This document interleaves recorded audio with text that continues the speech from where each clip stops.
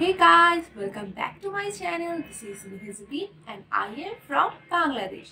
So আজকে আমি একটি কোরিয়ান ড্রামা ট্রেলার রিঅ্যাকশন করতে যাচ্ছি যেটার নাম হচ্ছে মেলো মুভি।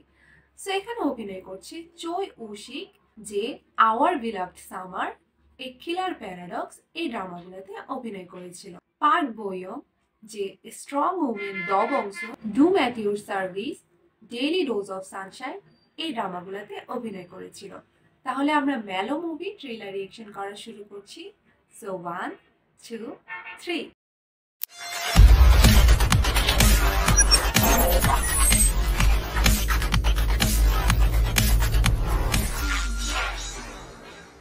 나중에 무슨 영화 만들 거예요? 끝내주는 멜로 영화. ও পুরো মুভির মতো লাগছে। 무비씨 왔어요? ও কিউট, 진짜 예쁘다. দুজনকে অনেক কিউট লাগতেছে, একদম ফ্লাফি গুফি টাইপের। 내 이름을 내가 지으면서 태어나진 않았겠죠. 내가 영화를 무지 our beloved summer type vibe দিচ্ছে, 저한테 말한 অ্যাস্থেটিক টাইপের হবে ড্রামাটা। 말은 걸지 말라길래. রক্ত কোত্থেকে আসছে? 좋아하면 안 됩니까? 나 ও 좋아해 주나?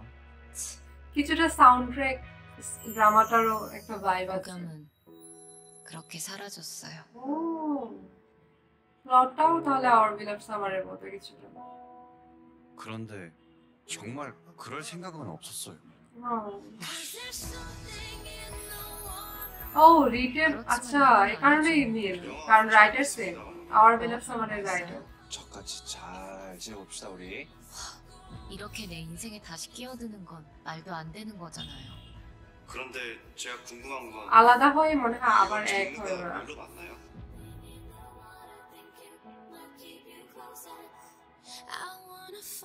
মেলো জনরা টাইপের, তাই মেলো মুভি। আচ্ছা এটা ভ্যালেন্টাইন ডেতে আসবে তাহলে। তো এই ড্রামাটা অ্যাকচুয়ালি মানুষের স্বপ্ন নিয়ে, আবার তাদের লাইফের কিছু ট্রমা বা স্যাড স্টোরি নিয়ে। তো এখানে আসলে তাদের যেরকম মুদ্রার এপিট ওপিট আছে, এখানে হ্যাপি কিছু মোমেন্ট দেখাবে, মানুষের লাইফের স্বপ্ন বা মানুষের একটা টার্গেট থাকে জীবনে বা চিন্তাধারা থাকে নিজের লাইফ নিয়ে। সো ওই একটা পার্ট দেখাবে, আবার এমন একটা পার্ট দেখাবে হয়তো বা ফেইলিওর বা কিছু করতে পারছে না লাইফে। আমরা যেরকম ভাবি সবসময় সেরকম কিন্তু সোজা পথে আমরা চলতে পারি না, লাইফে অনেক টুইস্ট আসে, বাধা আসে। সো এই জিনিসগুলো হচ্ছে যে স্যাড আকারে দেখতে পারে বা ট্রমা টাইপের একটা সাইড থাকতে পারে এই ড্রামাতে। সো এখানে চoi ও-সিক হচ্ছে একজন মুভি ক্রিটিক্স, যে হচ্ছে উনি এক সময় এক্সট্রা অ্যাক্টর ছিল এবং এখন হচ্ছে সে মুভি ক্রিটিক্স। সে মুভি জিনিসটাকে এত বেশি পছন্দ করে যে তার ইচ্ছা হচ্ছে পুরো দুনিয়ার সব রকমের সব মুভি দেখে ফেলা। এরপরে তার লাইফে আসে পার্ক বো-ইয়ং, যে হচ্ছে মুভি ইন্ডাস্ট্রিতে কাজ করে। তার মুভি সম্পর্কে একটা কিউরিসিটি আছে যে মুভির মধ্যে এমন কি আছে, কারণ সে মুভি ইন্ডাস্ট্রিতে কিন্তু এন্টার করে একটা রিজনে, সেটা হচ্ছে তার বাবা মুভি জিনিসটাকে অনেক বেশি পছন্দ করতো এবং তার বাবার সাথে তার কোনো একটা সুইট অ্যান্ড সফট রিলেশন ছিল। অর্থাৎ তার বাবাকে সে ভালোবাসে আবার অপছন্দও করে, মিক্সড একটা ফিলিংস তার বাবার জন্য।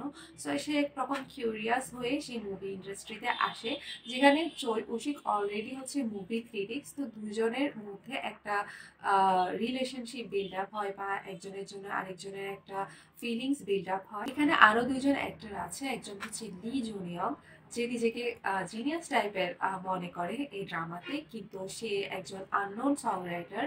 অন্যদিকে তার এক্স যে হচ্ছে জিয়ন সোনি। সো এতে দুইজনের আবার একটা আই থিঙ্ক লাভ অ্যাঙ্গেল থাকতে পারে, দুইটা কাপল থাকবে, চoi ও-সিক এবং পার্ক বো-ইয়ং, এদিকে লি জুনিয়ং এবং জিয়ন সোনি। সো দুইটা কাপলের যেই স্টোরি লাইনটা ওইটা দেখাতে পারে, যেহেতু এখানে বলা হয়েছে যে জুনিয়ং সে একজন সং রাইটার থাকে কিন্তু তাকে কেউ চিনে না, সে নিজেকে জিনিয়াস মনে করে। সো এখানে বোঝা যাচ্ছে যে প্রত্যেকটা ইন্ডিভিজুয়াল লাইফে তাদের যেইভাবে তারা শুরু করেছিল সেভাবে তাদের কিন্তু যায়নি, অনেক রাফ প্যাচেস এসেছে লাইফে এবং এরপরে তারা একটা রাস্তা চুজ করেছে তাদের লাইফে শাইন করার জন্য। সো এখানে লাইফে শাইন করা বা একটা স্বপ্ন দেখা, স্বপ্ন সত্যি হওয়া বা অনেক চেষ্টার পরও আন্ডাররেটেড থাকা, অনেকগুলো কিন্তু রিয়েলিস্টিক ব্যাপার এই ড্রামাতে উঠে এসেছে, যেটা আমার মনে হয় দর্শকের অনেক ভালো লাগবে, মানুষ রিলেট করতে পারবে। রিয়েল লাইফেও মানুষ এরকম অনেক চড়াই উতরাই পার হয়, কখনো মানুষের লাইফ খুব শাইন করে, কখনো মানুষের লাইফে ফেল করে। সবসময় কিন্তু আমরা যেরকম ভাবি সেরকম আমরা চলতে পারি না। সো ড্রামাটার সাথে অনেক হিলিং একটা ব্যাপার জড়িত আছে। আমার মনে হয় অনেক মানুষকে হিল করতে পারবে ড্রামাটা এই স্টোরি লাইনটা দিয়ে। আবার কিছুটা আওয়ার বিলাভ সামারেরও ভাইব আছে, কারণ আওয়ার বিলাভ সামারে উশিকের যে ক্যারেক্টারটা ছিল সেটা কাইন্ডলি এরকমই ছিল যে সে একজন ভালো আর্টিস্ট ছিল, কিন্তু সে তার নিজেকে সেই তার মধ্যে একটা ইনসিকিউরিটি ছিল বা কনফিডেন্ট ছিল না যে সে ওয়ার্ল্ড ফেমাস আর্টিস্ট হতে পারবে বা সে একটা ফেমাস আর্টিস্ট হতে পারবে, সেটা সে কখনোই এক্সপেক্ট করেনি। কিন্তু ধীরে ধীরে সে তার শেল থেকে বের হয়, এবং ওই ড্রামাটাও কিন্তু হিলিং ছিল। ওই ড্রামার অনেকগুলো অ্যাঙ্গেল ছিল যেগুলো মানুষের রিয়েলিস্টিক লাইফের সাথে রিলেট করা যায়। তো এই ড্রামাটা যেহেতু সেম রাইটারের, আওয়ার বিলাভ সামার স্টার্টআপের রাইটার হচ্ছে এই ড্রামাটি লিখেছে, সো অবশ্যই এখানেও অনেক হিলিং এবং অনেক লেসন থাকবে এই ড্রামাটায়। পার্সোনালি আমার অনেক পছন্দের অ্যাক্টর উশিক এবং জুনিয়ং। জুনিয়ং খুবই আন্ডাররেটেড একজন অ্যাক্টর। তার ড্রামাগুলা বা মুভিগুলা খুবই ভালো হয় বা ডিফারেন্ট টাইপের হয়। তো আমি অনেক হ্যাপি যে সে এই ড্রামাতে অভিনয় করছে। আই হোপ যে তার একটা অন্যরকম ভার্সন এই ড্রামাতে দেখা যাবে। তো আমার কাছে তো ট্রেলারটি অনেক ভালো লেগেছে। আপনাদের কাছে কেমন লেগেছে অবশ্যই কমেন্ট সেকশনে জানাবেন। আজকের মতো এতটুকুই। সবাই ভালো থাকবেন, সুস্থ থাকবেন। আল্লাহ হাফেজ।